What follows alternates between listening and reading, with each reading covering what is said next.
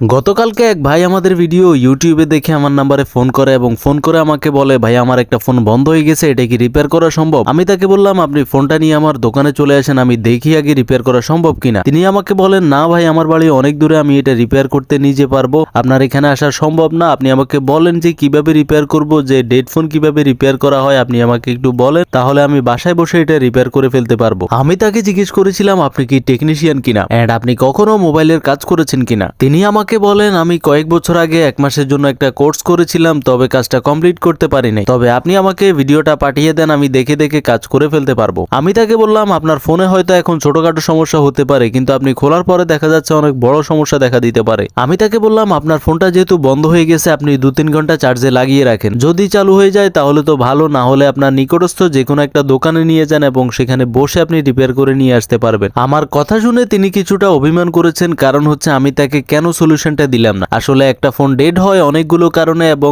Step by step দেখতে গেলে অনেক সময়ের ব্যাপার। আসলে উনি তো টেকনিশিয়ান না, উনি এটা বুঝবে না, আর স্টেপ বাই স্টেপ সবগুলো কাজ ওনাকে দেখানোও সম্ভব না। যারা আমাদের ভিডিওগুলো নিয়মিত দেখেন কিন্তু চ্যানেলটিকে সাবস্ক্রাইব করেন না, তারা অবশ্যই সাবস্ক্রাইব করে রাখবেন এন্ড পেজটিকে ফলো দিয়ে রাখবেন। ধন্যবাদ।